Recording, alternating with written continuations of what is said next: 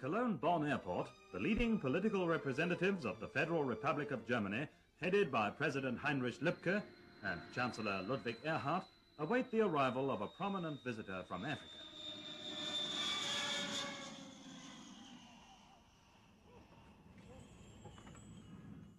His Excellency Aden Abdule Osman, President of the Somali Republic, pays a state visit to the free part of Germany in order to hold personal talks designed to strengthen the fruitful political, economic and cultural relations between the two countries. After a cordial welcome, at which members of the Somali embassy are also present, the national anthems of these two friendly powers are played.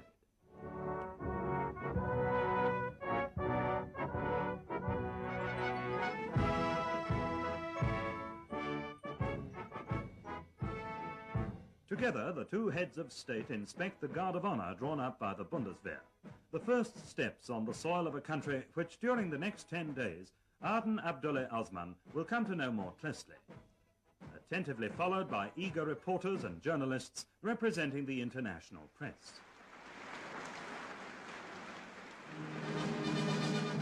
On the day of his arrival, the illustrious visitor, escorted by a police motorcycle unit, calls at the Palais Schaumburg in Bonn, the official residence of the Federal Chancellor.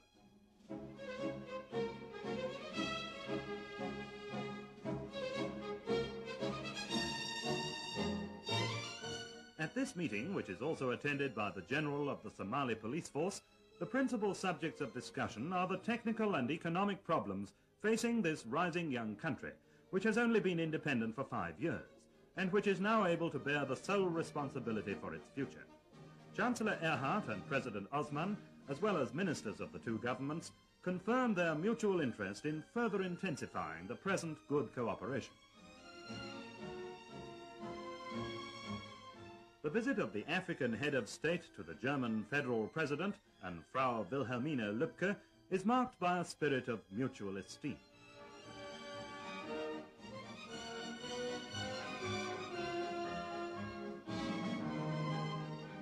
In the presence of his ministers who accompany him on his tour of the Federal Republic, President Osman is decorated with the Grand Cross of the Order of Merit of the Federal Republic of Germany by President Heinrich Lübke. The German president is honored by the award of the Order of the Somali Star, presented to him by his African guest.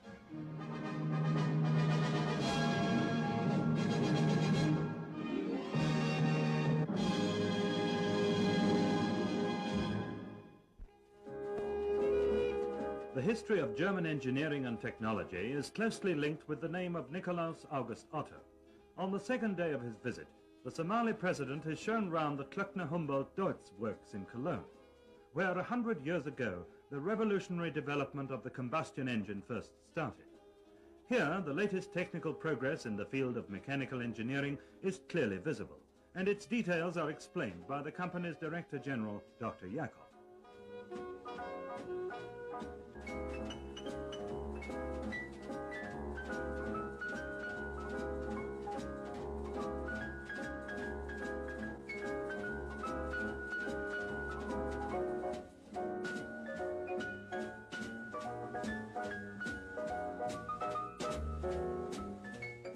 President Osman displays keen interest, especially in those heavy vehicles that could help to accelerate the building of roads and industries in his country, which is twice the size of the Federal Republic, and which could be used to great advantage in the extensive agricultural areas of Somalia.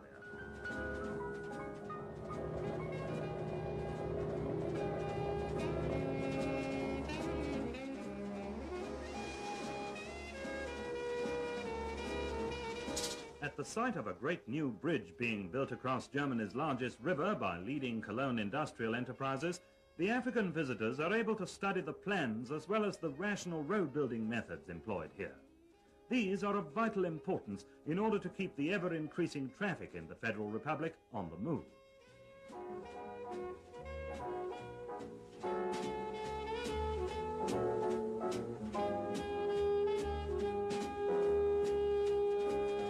Leading building experts of the Strabag company explain the details of the new bridge across the Rhine in Cologne. The German workers have their own way of thanking the African chief of state for his visit.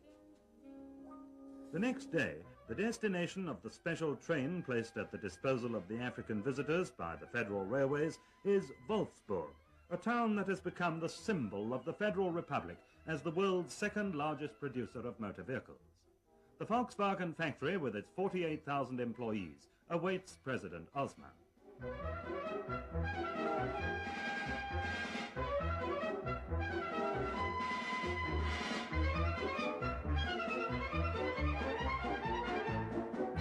Every day, 5,600 vehicles come off the final assembly lines, ready for shipment to all the countries of the world.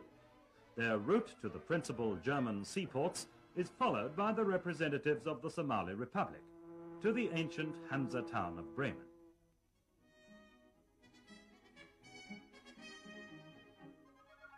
With an expert and critical eye, President Osman and his delegation study this full-scale model of the Bremen docks and are thus able to compare their organization and installations with those in Mogadishu, the capital of their country on the Indian Ocean.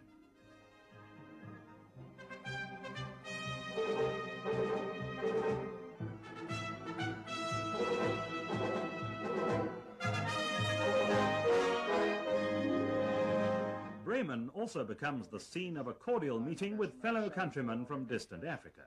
At the Air Training School of the German Lufthansa, the President is informed of the progress made in the training of future pilots from his country.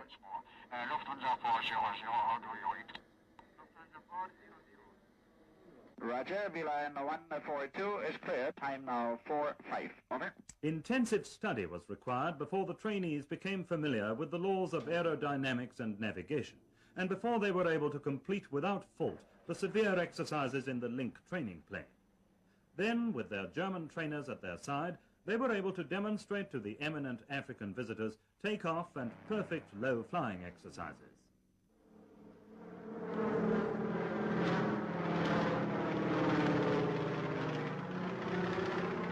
At Bremen Airport, these future pilots of Somalia bid farewell to their president, happy in the knowledge that they have passed their test. Then the head of state of the Somali Republic boards a special plane for the flight to Berlin, the old capital of Germany, where he will be confronted with the political reality of... After flying through the air corridor over Soviet-occupied territory, President Osman receives a warm welcome at Tempelhof Airport by the Deputy Mayor of Berlin, Herr Alberts, and by members of the Berlin Senate.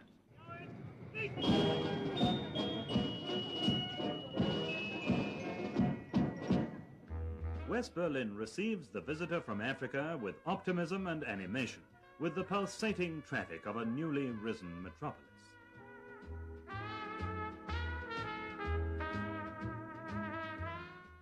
Along Kurfürstendamm, the city's most famous street, past Charlottenburg Castle, across Ernst-Reuter-Platz, and through the Hansa district, designed by architects from all over the world, the African visitors drive to the Brandenburg Gate.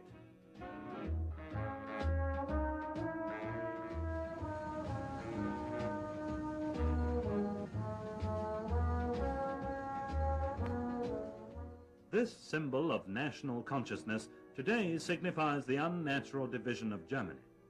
Here at the wall erected by the communist rulers in East Berlin, freedom and the right of self-determination for 17 million Germans beyond the Iron Curtain come to an end. Here at this wall, which cuts the city in two, Germans are killed by the bullets of communist frontier guards, people who tried to escape from the tyranny of the Soviet-occupied zone of Germany to the freedom of West Berlin.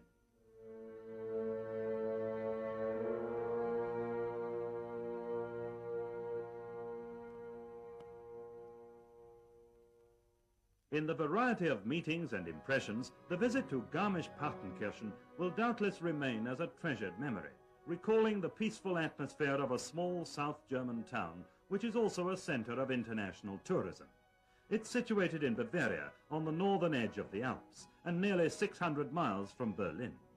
The gondola of a cable railway carries the guests from equatorial Africa to the top of the Zugspitze, 9,700 feet above sea level, and Germany's highest mountain.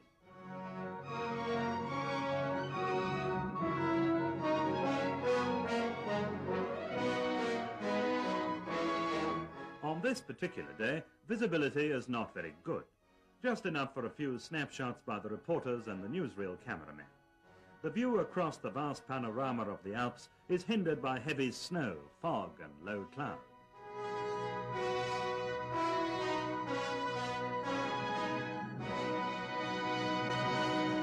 Munich, the capital of Bavaria, makes up for it, however, and presents itself to President Osman and his delegation with all the signs of the commencement of spring. Past some fine examples of Baroque and classical architecture, through the busy streets of a city which has become the home of outstanding scientists and artists, and which at the start of the university semester attracts 23,000 students, and on to Group, to the Bavarian Institute for Cattle Breeding. The Minister of Agriculture, Dr. Hundhammer, welcomes the Somali president and escorts him through the extensive grounds and modern research institutes.